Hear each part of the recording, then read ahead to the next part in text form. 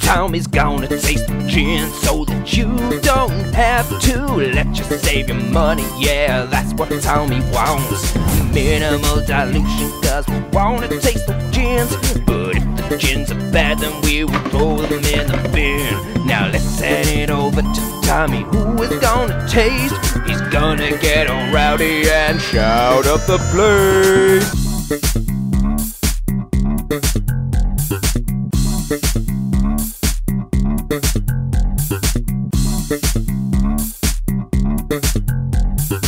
Hey, hey, hey, it's Tommy Tastes, back again to taste the gin so that you don't have to. We're heading to the Empire Strikes Back of our three-part Pickering's trilogy today, as we taste the Pickering's original 1947 Bombay gin.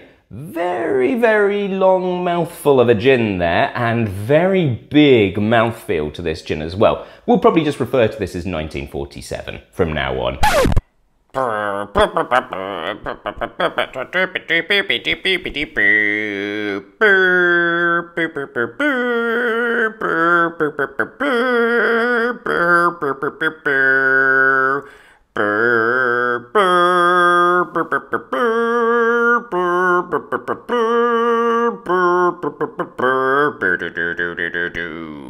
Sorry, it's copyrighted.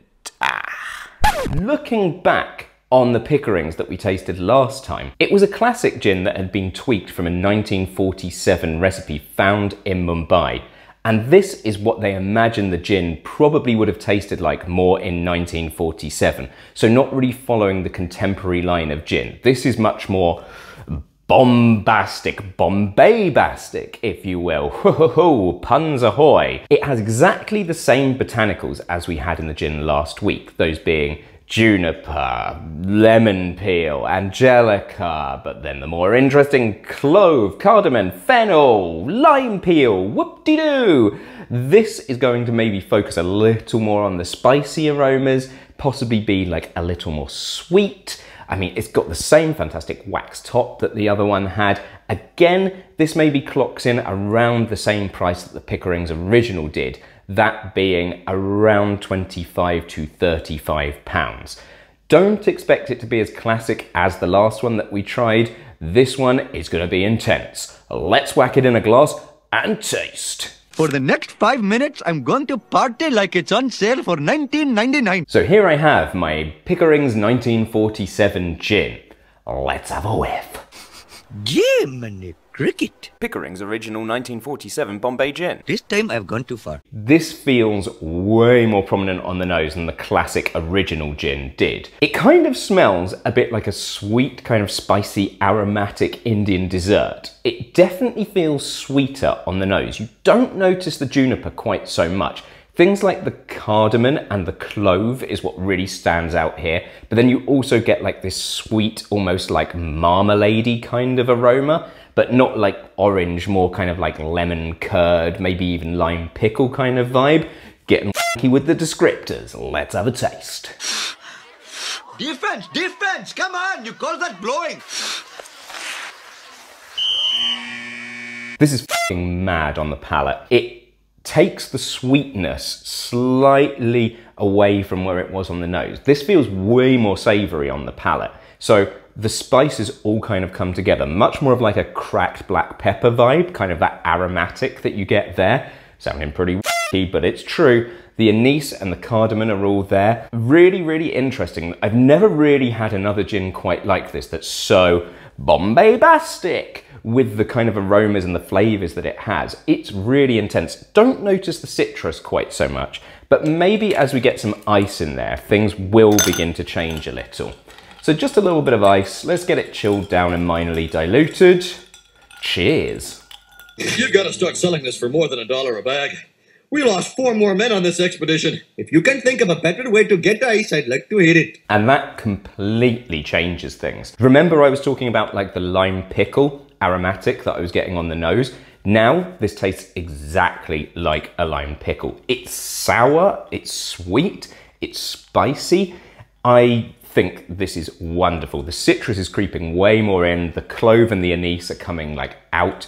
but still, think of it like almost kind of Christmassy-esque. There's like dense fruit in there. Think of like a Christmas pudding, maybe, but with slightly less of the raisin in there. And you're not far out.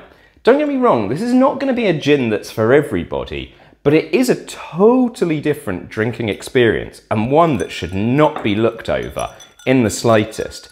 I don't think this is maybe a perfect pairing for tonic, but let's have a little taste and just see what we think. Thank you for coming.